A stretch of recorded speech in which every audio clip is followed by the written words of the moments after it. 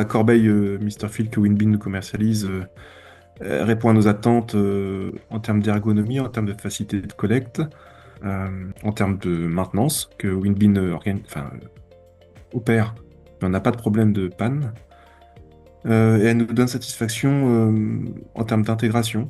Vu le volume, c'est pas gagné à l'avance, mais voilà, elle se passe bien. Nous, on a remplacé sur la zone plage, qui est la zone la plus exploitée au Havre, où on a plus de contraintes en termes de fréquentation. On est passé d'une centaine de corbeilles à une 26 points biflux. Et pour autant, on a moins de déchets au sol. Les usagers se sont bien appropriés les corbeilles avec les poignées à la main ou la pédale au pied. Le fait d'avoir le choix permet à tout le monde aussi d'utiliser. Le fait de pouvoir régler la trappe avec les différentes tailles d'ouverture permet d'éviter les sacs d'ordures ménagères. Donc non, on est satisfait du produit. Au départ, on les a loués. Au départ, c'était pour l'été, pour voir un petit peu. Et on les a achetés de suite après. Et puis, on en a racheté 5 autres l'année suivante. Et après, on a eu une subvention de l'Europe au niveau du FEDER qui nous a permis d'en acheter 40 qui ont été subventionnés à 80%. Et si on a continué, c'est parce que le service propreté était convaincu que c'était la bonne solution. On en avait mis 5 en centre-ville. Vous savez, ici, il y a du Mistral. Et ça permet d'éviter justement ces corbeilles-là, comme elles se ferment automatiquement. Ça permet à ce que les papiers ne s'envolent pas. Et d'une certaine manière, la ville, le centre-ville est resté plus propre. Après, je reste pour le service concerné. Bien sûr, c'était une utilisation de détournée, puisqu'en fait, au bout de 80% de remplissage, ils avaient une alerte sur leur téléphone. Elle compacte, donc... Des endroits où il y avait 3 corbeilles, on n'en a mis que 2. On a optimisé même cette partie-là. Et on s'est rendu compte aussi au niveau du centre-ville, comme il y a le cendrier qui est dedans, on s'est rendu compte que les gens, avant d'aller au petit supermarché, parce qu'il y a une corbeille juste devant, ils éteignaient leurs cigarettes et ils rentraient, au lieu de l'écraser par terre. C'est ça aussi la propreté de la ville, qui n'est pas de mégots de partout, quoi. Au Havre, on a du vent, on a des goélands, on a beaucoup moins d'envol de déchets. Les équipes sont très contentes d'avoir moins de déchets aux abords à ramasser, et les usagers contents parce que la propreté générale est améliorée. Le fait que les poignées soient en métal type inox, on n'a pas de gens qui se plaignent d'une poignée sale. La trappe qui est en accès direct au bac, l'inconvénient c'est qu'il y a le temps de la compaction, la trappe est bloquée, mais ça dure quelques secondes. L'avantage, c'est la propreté générale de la trappe. On n'a pas de glace, par exemple, qui reste collée au fond d'une trappe système vide-ordure. La trappe en accès direct est bien plus pratique là-dessus. Le petit écran qui envoie un petit pouce avec le merci est bien perçu. Ça donne toujours un petit sourire aux personnes qui le découvrent. Et puis le petit voyant de couleur qui indique le taux de remplissage permet aussi aux équipes de s'approprier le sujet. Il a fallu au début qu'elles comprennent que c'était le voyant qui comptait et non pas le contrôle visuel. Euh, on a toujours l'impression que c'est plein, mais en fait, c'est pas plein. Donc ça, les équipes, il leur a fallu un petit peu de temps.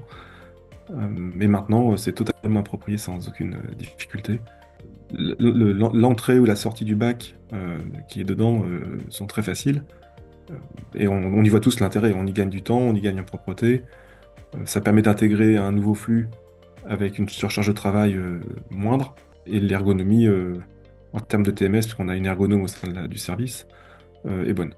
Les premières qu'on a mis, c'était après le Covid, et c'est vrai que l'histoire de la pédale, il n'y avait pas à toucher quoi que ce soit. C'était important aussi. Enfin, il y a plein de petits trucs où ça a permis de valoriser le produit et que ça fait partie de la vie quotidienne. Voilà. Alors après, au début, c'était elles font mastoc, elles sont pas jolies. Mais bon, ça s'est bien mis dans notre quotidien. Et, en plus, de temps en temps, elle parle selon les endroits. Et c'est vrai que c'était un petit gadget en plus, mais du coup, ça a suscité un peu plus d'enthousiasme d'appuyer sur la pédale, de rajouter un papier, etc. Ce qui était intéressant aussi, c'est par exemple les jours des marchés, en fait, ils ont pu à distance fermer les corbeilles. Parce que quand vous êtes jour de marché, à la fin du marché, vous avez tous ceux qui sont sur le marché qui bourrent les poubelles, quoi. Et le fait de pouvoir les fermer, ça permettait d'éviter ce genre de choses. On a pris un contrat sur 3 ans où il y a une revérification de toutes les corbeilles. Sinon, pour les premières corbeilles qui ont été installées, je crois qu'on a eu qu'un défaut d'une. Et après, une, c'est parce qu'en fait, le jour de la feria, bon, ils ont considéré que c'était un bon point pour danser dessus. Et donc, c'est vrai que ça, la corbeille, je veux bien, mais elle peut pas tenir un choc non plus. Hein.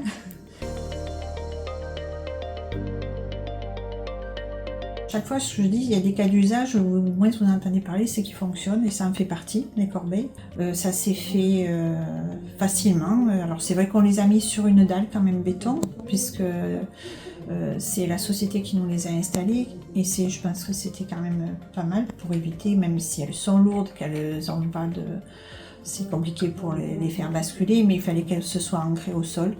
C'est le conseil que je peux dire au niveau technique, de mettre ce socle-là pour poser les corbeilles. D'un point de vue fonctionnel, non, elles sont ergonomiques, elles sont solides, la maintenance que vous proposez est au niveau. Non, c'est très bien. La plateforme web, peut-être, mais on se l'est pas bien approprié, le numérique, c'était pas dans nos habitudes. Donc là où on doit progresser, peut-être sur la maîtrise de l'outil, c'est la plateforme numérique. C'est un produit alors qui a un coût élevé. Hein, je ne vais pas non plus le cacher, c'est ce que je dis chaque fois à tous ceux qui m'en parlent, mais avec un réel gain, puisque de toute façon, on sait que le mobilier urbain coûte cher de toute façon pour les collectivités. Là, on l'a testé et ça marche, quoi.